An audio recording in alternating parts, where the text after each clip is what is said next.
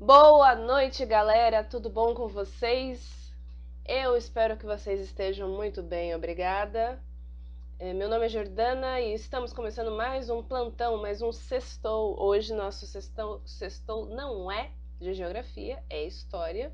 Esse é o nosso terceiro encontro de história, na verdade. E aí nós vamos caminhar nessa nossa rotina aí de muito estudo e interação nesse nosso querido chat. Eu espero que vocês estejam animadas e animados hoje, porque eu vim com o formato da semana passada, que eu apliquei em geografia, que é, ao invés de eu fazer uma revisão teórica que ocupava metade do plantão ou mais da metade, e depois fazer as questões, resolver as questões, eu já vou começar a fazer a revisão a partir das questões, e tirando as dúvidas de vocês que surgirem porventura, porque eu acho que dessa maneira vai ficar mais dinâmico o nosso encontro. E é isto. Eu peço, por favor, que vocês coloquem o nome e a sala que vocês pertencem aí no chat, pra gente manter aquele controle maroto. E é isso. Vamos embora, vamos arrasar. Eu espero que vocês estejam bem agasalhados, porque aqui em casa tá frio pra caramba. E, né, é hora de usar meia com chinelo. Bora lá! Na última aula, a professora Dani trabalhou com vocês a segunda parte de civilizações antigas, que é falar sobre a antiguidade grega, ou Grécia Antiga, tá? Então, ela se valeu ali de vários exemplos, periodicizou para vocês as divisões da história grega, apresentou uma série de coisas que estão ecoando aí até hoje a respeito dessa cultura grega, helena, né? E aqui nós vamos fazer uma breve recapitulação a partir dos conceitos abordados nas questões, tá bom? Bora lá! Primeira questão é DTEC de 2013, segundo semestre, e aí o que acontece? Hoje eu trouxe também exercícios majoritariamente de vestibulinho. Quem está acompanhando toda semana vê que eu trago a maioria das vezes exercícios de vestibular, mas eu optei em colocar o vestibulinho para o quê? Primeiro, vocês não ficarem surtando achando que as questões são do arco da velha, que são super terríveis e difíceis de fazer, não são. E outra, para vocês se familiarizarem com essa abordagem e entender que sim, a estrutura da prova provavelmente vai ser semelhante a essa, que vocês vão, dessas questões aqui. Então, vamos no projeto aprovados no final do ano, né? Vamos todo mundo passar na ETEC e arrasar, tá bom? Então, vamos lá. Leia atentamente as frases a seguir, atribuídas a dois célebres filósofos gregos da antiguidade. A primeira frase é: há um princípio bom que criou a ordem, a luz, o homem, e um princípio mau que criou o caos, as trevas e a mulher. Citação de Pitágoras. Sim, o carinha da matemática também tinha fazia um bico ali de filósofo. E aí nós temos aqui a segunda frase, que é: o escravo é inteiramente desprovido da liberdade de deliberar, ou seja, da liberdade de discutir as coisas. A mulher a possui, mas fraca e ineficiente. A mulher tem essa liberdade de deliberar, só que essa liberdade é mais fraca e ineficiente, comparativamente a um homem, por exemplo. E essa citação é de Aristóteles, outro filósofo. E aí você tem esse conjunto de citações aí no livro da Simone Bovary, que é uma mulher super importante aí no feminismo, no livro nomeado O Segundo Sexo. E aí a questão pede: analisando as frases citadas, é correto afirmar que, na Grécia Antiga, havia, alternativa A, igualdade entre homens e mulheres no sistema democrático ateniense. Alternativa B, superioridade das mulheres, desde que fossem proprietárias de terras. Alternativa C, discriminação das mulheres e restrição de sua participação na política. Alternativa D, maior participação política dos escravos urbanos do que das mulheres. E alternativa E, culto da mulher como um ser divino por sua capacidade de gerar filhos. Gente, qual é a questão que responde, qual é a alternativa que responde essa questão? começamos aí com um nível ok de dificuldade, hein? Vamos lá, prestem atenção e me respondam aí no chat, por favor, o que vocês acreditam ser a correta alternativa.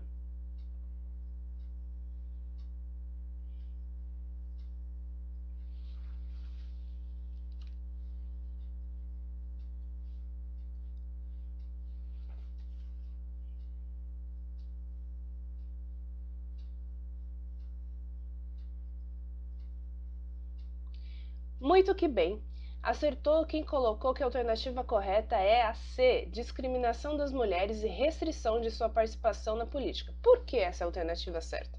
Porque aqui você vê, dicas de como responder a questão acertadamente. Primeiro, ler com atenção é fundamental.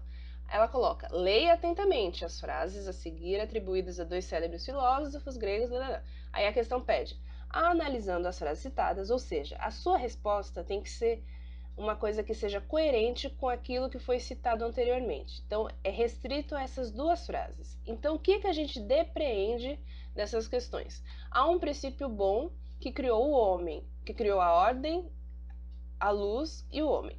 Então, o homem é associado a alguma coisa boa. E aí você tem a continuação. Um princípio mau que criou o caos, as trevas e a mulher.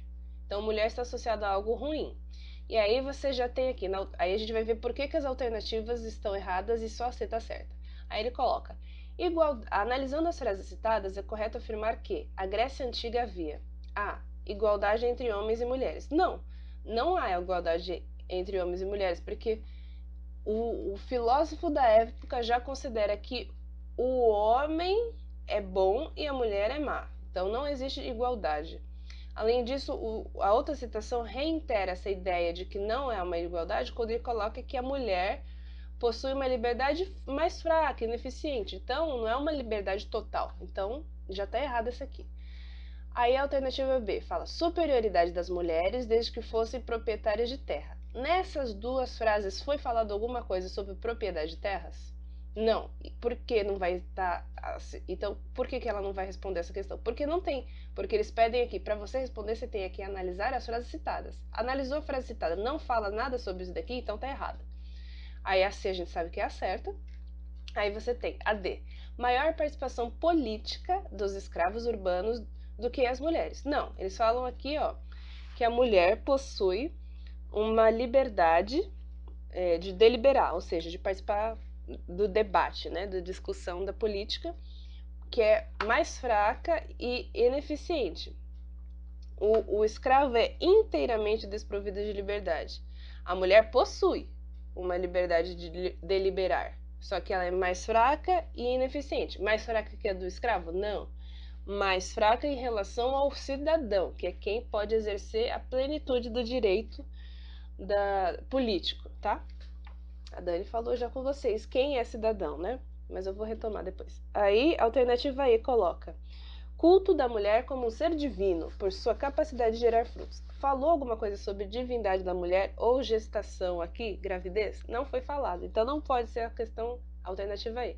Então, a resposta é C. Seguindo, aí aqui eu coloquei para você essa ilustração, que é para mostrar, ela serve tanto para ilustrar essa primeira questão quanto a segunda e próxima aí, que é para mostrar essa questão da divisão da estrutura social ateniense. E uma coisa que tem que ser posta para você, que tem que ficar bem gravado na cabeça de vocês, é assim, toda alternativa que falar sobre Grécia Antiga, e não falar se eles estão perguntando sobre Atenas ou se eles estão perguntando sobre Esparta, vocês têm que ter em mente que se não falou, é porque é Atenas. Por quê? Porque Atenas é o modelo, é a base, é a situação que é o modelo de avaliação da leitura do que acontecia em qualquer cidade-estado, porque existiam várias cidades-estados, só que Atenas e Esparta são as cidades-estados que se destacam no contexto de mundo grego, certo? Esse universo de cidades-estados. E aí, por isso que o exemplo aqui de democracia ateniense, porque ela apesar de Esparta ter umas diferenças em relação a Atenas é um modelo que a gente vê quando a gente está estudando Grécia Antiga, tá? Então, você tinha os cidadãos, que eram os homens, apenas os homens e um grupo seleto dentre os homens. Depois eu vou explicar mais. Aí você tem quem não tinha poder de participar da cidadania, de exercer a cidadania, né? Que eram as mulheres, os escravos e os metecos. Quem eram os metecos? Os metecos eram os estrangeiros. Eles eram homens, né? E eles não tinham, e eles não eram considerados cidadãos, mas eles tinham a possibilidade de poder se dedicar ao comércio, ao artesanato, essas coisas, tá? E aqui ao lado eu coloquei para vocês uma ágora, uma reunião em que você tem um debate ali entre o povo cidadão, que poderia fazer os debates políticos. Muito que bem. Seguindo, exercício 2, ETEC 2012, segundo semestre também, e aí a questão diz: o termo cidadania teve sua origem no modo de vida das antigas cidades de Grécia e Roma. Leia atentamente o texto a seguir, que traz uma das interpretações sobre a cidadania na antiguidade. Aí o texto é: se quisermos definir os cidadãos dos tempos antigos por seu atributo mais essencial, é necessário dizer-se que cidadão é o homem que pratica a religião da cidade. É o que honra os mesmos deuses da cidade. O estrangeiro, pelo contrário, é aquele a quem os deuses da cidade não protegem e que não tem nem mesmo o direito de invocá-los. As leis da cidade não existiam para ele. Para ele quem? Para o estrangeiro. E aí você tem essa citação, que é de um livro chamado A Cidade Antiga, desse autor Coulanges. E aí a pergunta é: de acordo com a interpretação de Coulanges, esse texto aqui todinho é a visão desse Coulanges. É correto afirmar que o conceito de cidadania da antiguidade greco-romana era: alternativa é A, estabelecido de acordo com os critérios monoteístas, pois havia crença em um Deus único. Alternativa B, baseado no princípio de que todos os habitantes da cidade tinham os mesmos direitos. Alternativa C, aplicado por meio de uma constituição a todos os que haviam nascido em território greco-romano. Alternativa D, relacionado à prática religiosa de cada cidade, por isso a cidadania era vetada aos estrangeiros. E alternativa E, definido por critérios de nobreza, já que os reis determinavam quem eram os cidadãos. Qual a alternativa que responde essa questão? A, B, C, D ou E?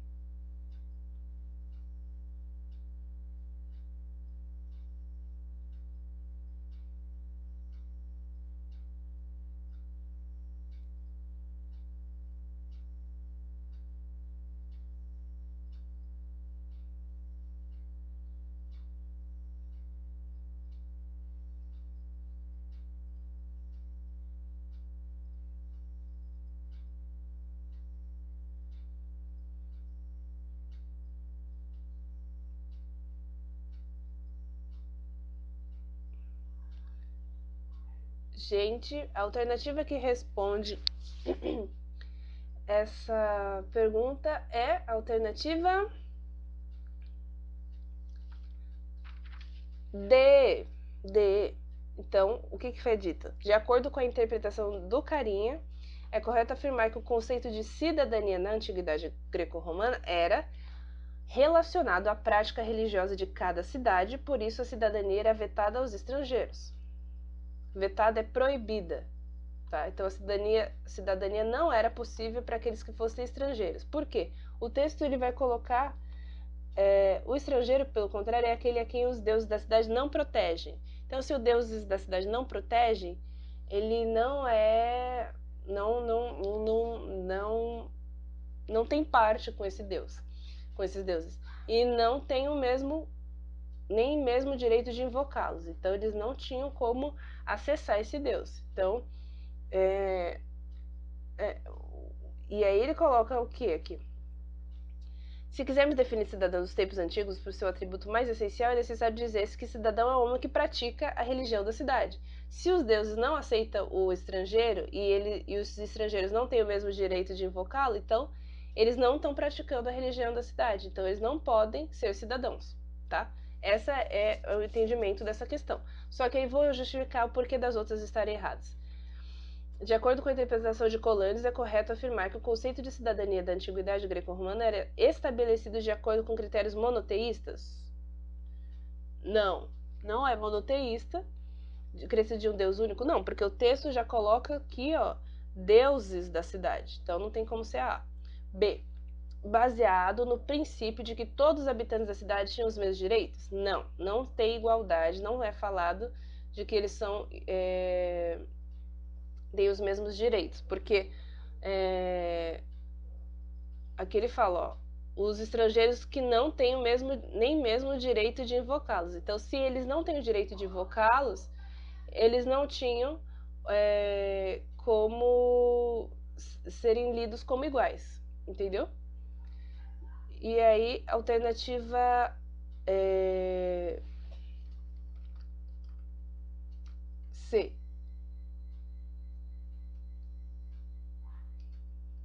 Tem a alternativa C, que diz: aplicado por meio de uma constituição a todos os que haviam nascido em território greco-romano. Não fala de constituição. Então, e não fala que havia nascido em território a todos que tinham nascido. Não fala sobre isso, então não tem como ser, porque é de acordo com a interpretação de Colanes, ele não faz essa citação. Definido por critérios de nobreza, já que os reis determinavam quem eram cidadãos. Não é. Aqui ele coloca que é definido por cidadão quem pratica a religião da cidade e que honra os mesmos deuses da cidade. E faz a distinção. Se for estrangeiro, nem adianta. Pode até querer, mas não vai fazer parte da cidadania. Então, essa é a forma de entender esse texto. E aí você tem... O que a Dani apresentou para vocês é que quem eram esses cidadãos, né? Os cidadãos eram todo homem maior de 18 anos, tá? E esses homens, a cidadania, ela era um privilégio, entendeu? Ela não era um direito universal como acontece hoje, basicamente. Ela excluía os homens, excluía as mulheres,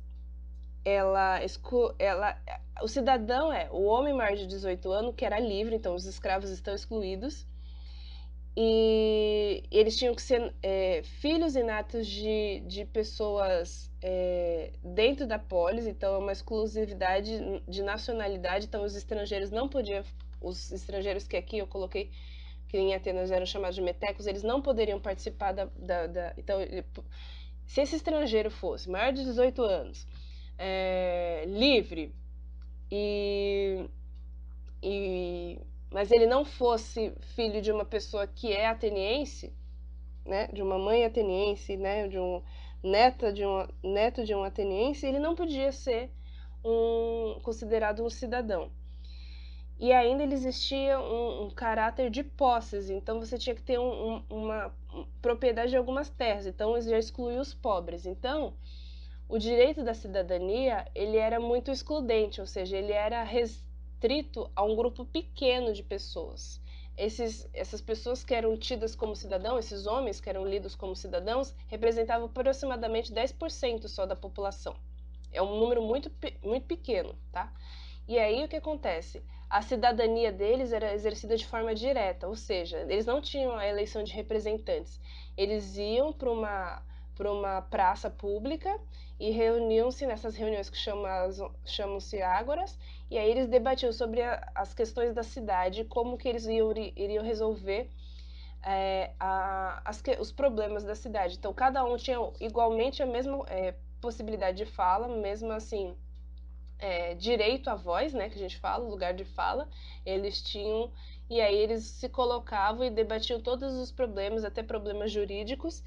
E aí você entende que essa representação democrática direta, ou seja, sem representante, sem eleger representante, ela funciona quando você tem um grupo pequeno de pessoas que estão tomando essas decisões. Porque se você colocar uma representação direta, se você colocar uma democracia direta em um lugar que tem uma população gigante, imagina todo mundo querendo e podendo falar ao mesmo tempo e tendo o mesmo peso a voz deles. Ia virar só um burburinho, parecer uma feira, entendeu?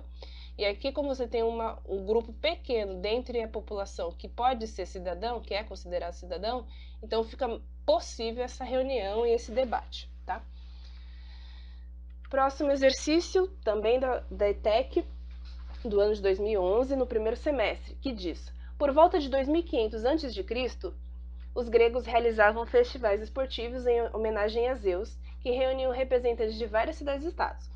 Por se realizarem no santuário da cidade de Olímpia, receberam o nome de Olimpíadas. Apenas cidadãos livres participavam das competições, e elas tinham uma enorme importância religiosa, tanto que as guerras paravam. Quando os romanos passaram a dominar a Grécia, lá pelo século II a.C., esses jogos foram perdendo importância até serem proibidos. Em 1894, o nobre francês Pierre de Coubertin constituiu o Comitê Olímpico Internacional, que promoveu as Olimpíadas modernas. Os novos princípios olímpicos traziam uma dimensão política. O objetivo do movimento olímpico é colocar o esporte a serviço do desenvolvimento harmonioso da humanidade, visando promover uma sociedade pacífica empenhada em preservar a dignidade humana. Revista Guia do Estudante, Atualidades, Vestibular, primeiro semestre de 2018. O texto foi tirado dessa revista. E aí fala, a questão diz: sobre as Olimpíadas é válido afirmar, alternativa A, as divergências políticas e alguns conflitos armados entre as nações passaram a ser resolvidos pelo incentivo ao esporte. Alternativa B, os jogos da antiguidade apresentavam um caráter sagrado, que permitia a ligação entre a divindade e os participantes. Alternativa C, os jogos em Olímpia evidenciavam a igualdade social que havia entre os cidadãos livres e os não livres. E alternativa D, os princípios criados em 1894 por Pierre de Coubertin fizeram do esporte uma estratégia para confirmar a supremacia de algumas nações.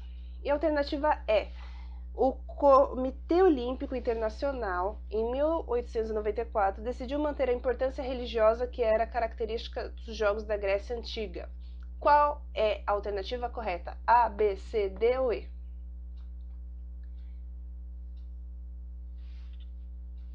Tic-tac, tic-tac, tic-tac, tic-tac. Passa o tempo, passa a hora. Tic-tac, tic-tac, tic-tac.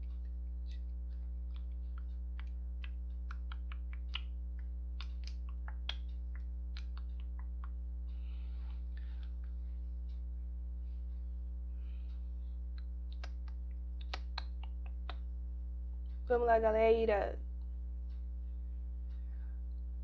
A alternativa correta é letra B. Os jogos da antiguidade apresentavam um caráter sagrado, desculpa, que permitia a ligação entre a divindade e os participantes. O texto já coloca isso. Coloca aqui que realizavam festivais esportivos em homenagem a Zeus. Zeus é tido como o deus mais alto do Olimpo. Então já coloca aqui o aspecto religioso. E aí ele fala assim, ligação entre a divindade e os participantes. Apenas cidadãos livres participavam das competições e elas tinham uma enorme importância religiosa, tanto que as guerras paravam. Quando os romanos passaram... Não. Então aí coloca, vamos ver por que as outras estão erradas. Então a gente sabe que a alternativa correta é a B. Então a alternativa A coloca assim: sobre as Olimpíadas é válido afirmar que as divergências políticas e alguns conflitos armados entre as nações passaram a ser resolvidos pelo incentivo ao esporte. Não é verdade, porque as divergências políticas e os conflitos armados, eles não eram resolvidos pelo incentivo ao esporte. O esporte ele era incentivado porque era uma forma de promoção, de você colocar se evidenciar qual a cidade, estado era mais desenvolvida militarmente, porque quando você tinha as Olimpíadas, os esportes, você tinha as atividades que mostravam assim, capacidade física. Então, quando você tem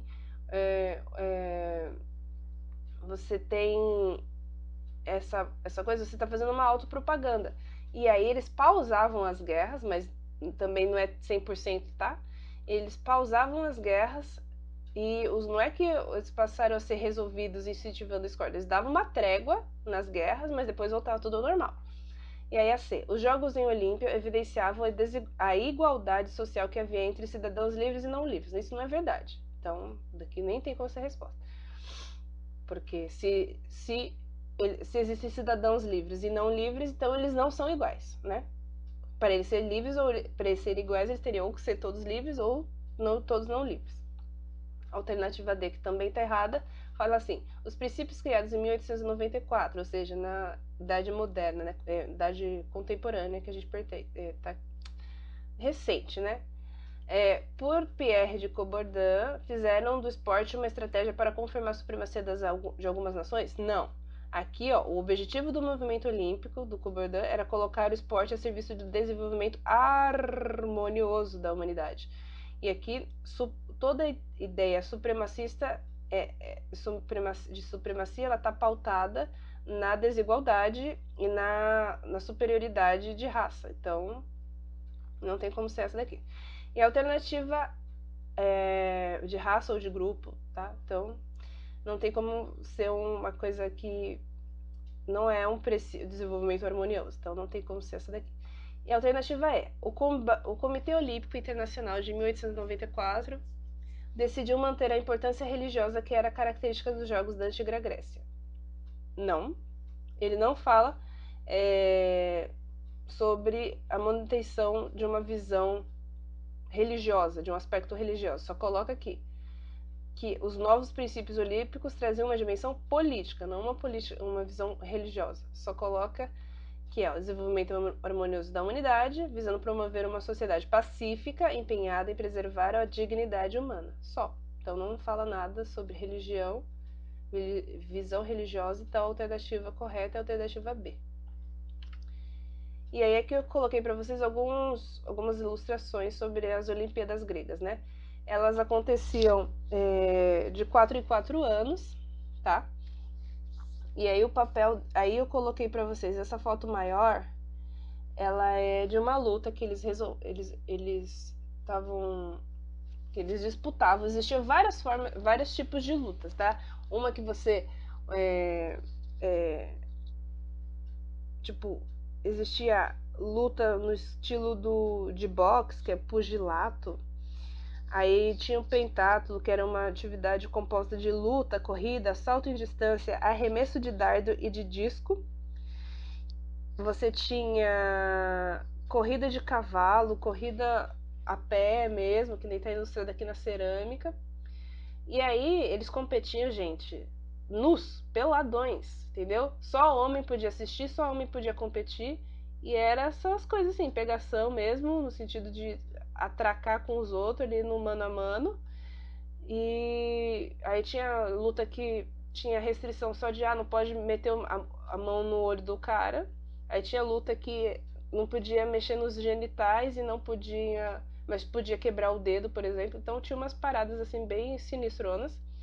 E aí eu coloquei para vocês daqui para ilustrar o pessoal assistindo essas lutas. Então, como eu disse, o texto já disse, e agora eu vou reiterar, que as Olimpíadas eram um festival religioso esportivo que acontecia a cada 4 anos.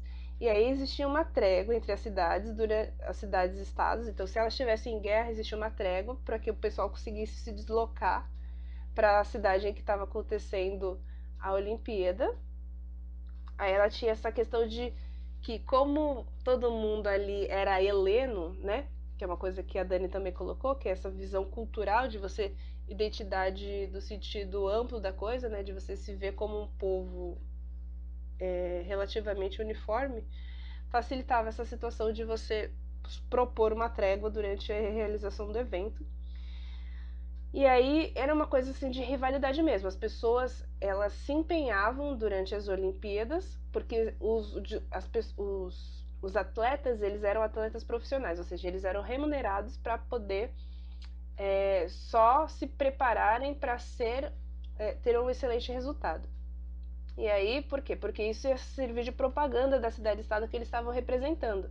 E se uma cidade-estado vai bem, tem duplo significado. Primeiro eles entendiam que as divindades estavam ao lado deles, da cidade que ganhava, né, que o esportista ganhava, e segundo, eles entendiam que eles tinham mais força militar, porque todas as atividades desempenhadas, todas as provas disputadas eram provas que que tinham atribuições de um bom lutador, de um bom guerreiro, de um bom militar. Então, corrida, você consegue na guerra, quem corre melhor e mais rápido tem uma efetividade assim de mortalidade contra o exército contrário, né, inimigo, maior.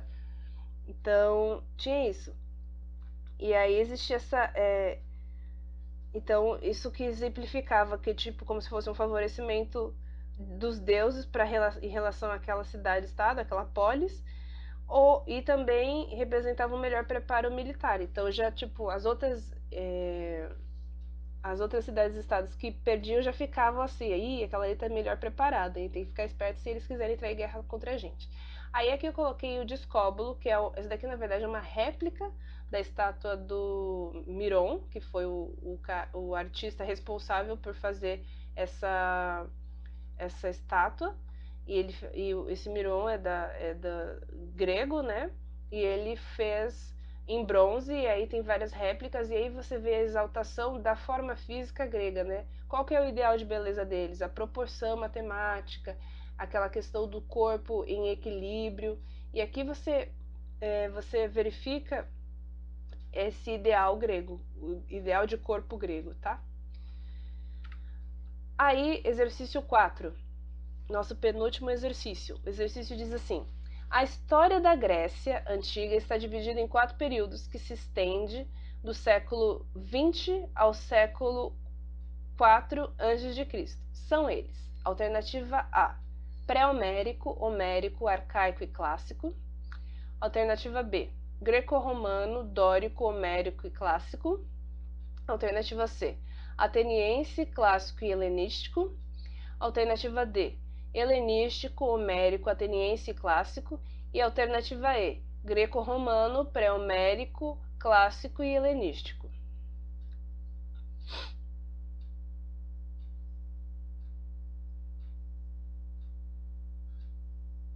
Qual a alternativa que melhor responde essa questão?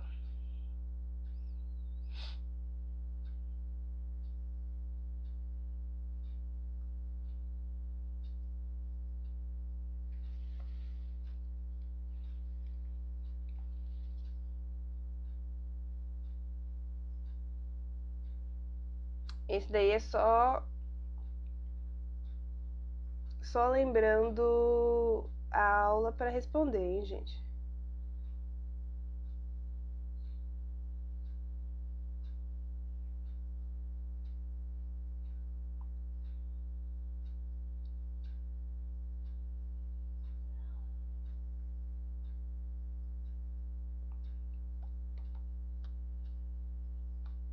Façam suas apostas, gente.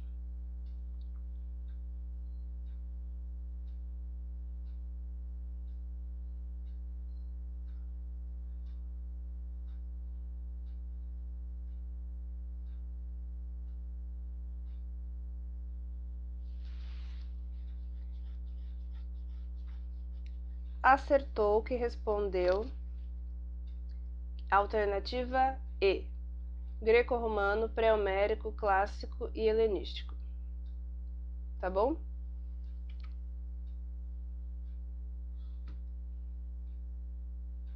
E aí,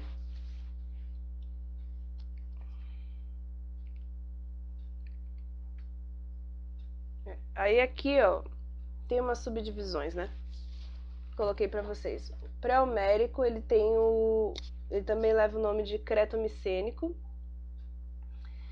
E ele foi do século 20 ao século 8 a.C., período de povoamento da Grécia Antiga, que é essa vinda dos indo-europeus para a região que a gente conhece como Grécia, né? Os indo-europeus que ocuparam os grupos, né? Ele se dividiu entre jônios e aqueus, que são a setinha roxinha, e se distribuíram nesse sentido. Os eólios, que são as setas em vermelho, ocuparam essas regiões. E os dórios, que depois serão, tipo, Os jônios formaram o povo de Atenas e os dórios formavam o povo de Esparta, tá? Aqui você vê o roxinho, os jônios, dórios, na região ocupada pela Esparta.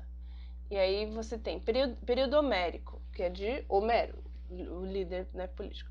Período que teriam sido criados os poemas Ilíada e Odisseia, que são clássicos da época da literatura, atribuídos ao poeta Homero.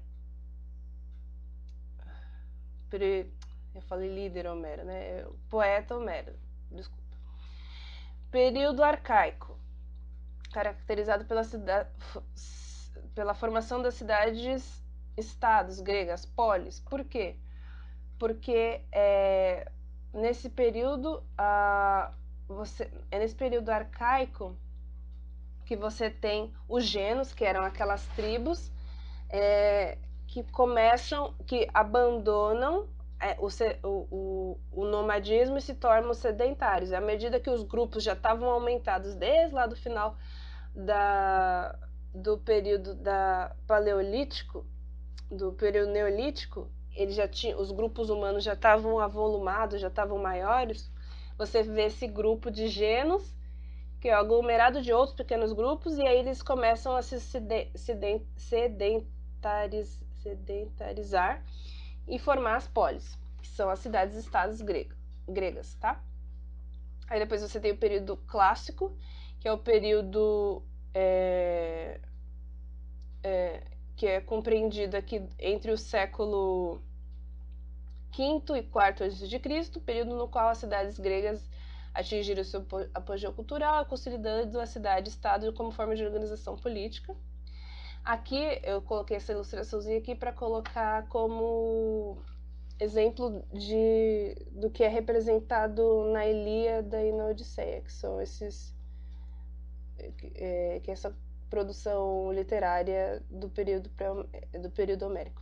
E aí, e o período helenístico, que é o período em que você tem a decadência da polis grega, e caíram sob o domínio dos macedônios e posteriormente o romano. Aí vai formar o Império Romano, que é a questão das próximas período da matéria da próxima aula. E aqui eu coloquei a ilustração de como que era a vista, mais ou menos o formato das polis, que é essas cidades-estados, né? Aí que você tinha o templo sempre numa região mais alta, né? Que tem uma questão de mais proximidade com as divindades e de maior destaque, visão e tal. Aí você tinha a necrópole, e aí você tinha uma muralha que cercava essa região aqui é a região de plantio e tudo mais, e das vida comum. E aqui você tem a Ágora, que é a praça do debate. Enfim, esse daqui é uma maquetezinha para vocês terem a ideia da distribuição. Quinto exercício e último, sim, é triste o momento do adeus. Que é um exercício de vestibular, tá?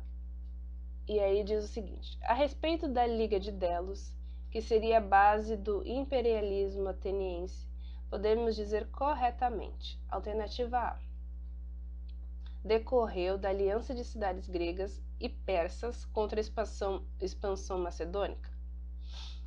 B: pretendia liberar algumas cidades gregas, lideradas pela cidade de Delos, da dominação espartana. C: surgiu de um processo de sujeição ou de domínio exercido por Atenas sobre as demais cidades da Liga. D: definia-se de início como uma aliança militar que previa autonomia para os seus participantes, reservando a Atenas o comando das operações. E a alternativa E: mesmo sendo liderada por Atenas, Esparta apresenta grande influência sobre a Liga. Qual é a questão qual a alternativa que melhor responde essa questão? A, B, C, D ou E? Liga de Delos, uma questão bem específica aí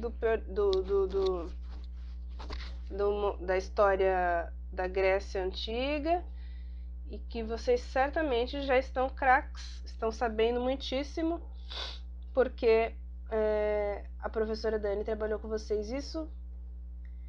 E agora eu quero ver quem vai acertar. Qual é a alternativa correta?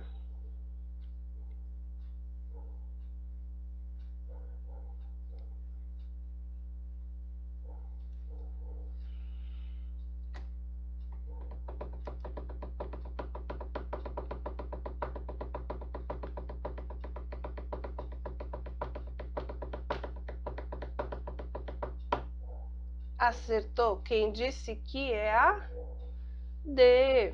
Definia-se de início como uma aliança militar que previa autonomia para seus participantes, reservando a Atenas o comando das operações. Então vamos entender o porquê dessa que está correta. Aqui vocês têm, essa questão demandaria que vocês soubessem, tivesse essa teoria já pronta na cabeça. O que foi a Liga de Delos, né? Liga de Delos foi uma aliança militar entre as cidades-estados contra o domínio persa, tá? E aí o que acontece? Aí eu coloquei esse resuminho aqui, também conhecida como Liga Marítima Ateniense, foi uma liga marítima organizada por Atenas durante as Guerras Médicas. Esparta e suas aliadas do Peloponeso, no primeiro momento, entraram na liga. A Liga de Delos tinha como principal objetivo a defesa das cidades gregas de um ataque persa. Cada cidade contribuía com homens e principalmente com dinheiro. Quem não tinha aparato militar fornecia dinheiro para poder subsidiar os custos dessa operação militar, né? Péricles de Atenas usou o dinheiro da Liga para embelezar sua cidade. Olha lá a corrupção, que a gente já é bem familiarizado aqui no Brasil. O Partenon foi construído nessa época e transformá-la num grande... Usou a cidade para embelezar a sua cidade e transformá-la num grande império marítimo e comercial. Desvio de verba, olha só que beleza. Atenas não deixou que as cidades-estados saíssem da liga e transformou a contribuição de dinheiro em impostos, ou seja, as cidades que não contribuíram com contingente militar, ou seja, com força de homens para atuar na guerra, pagavam uma contribuição em dinheiro. Aí depois a Atenas bonitona pegou e falou assim, agora eu vou começar a cobrar impostos. Depois que eles venceram, né, a Liga de Delos conseguiu resistir às invasões persas, aí Atenas quis cantar de gala. Então, além do Periclão ali pegar e ainda querer pegar o dinheiro, desviou e fez o Partenon, eles ainda começaram a taxar as outras cidades-estados que ela estava liderando. A Esparta pulou fora, né? Depois de um certo tempo. E aí deu nisso. E aí aqui eu coloquei para vocês o mapa, ó. Tá vendo? O Império Persa, aqui à direita, que queria avançar rumo aos domínios das cidades gregas. E aí é isso. Isso daqui tá tudo no contexto de guerras médicas, né?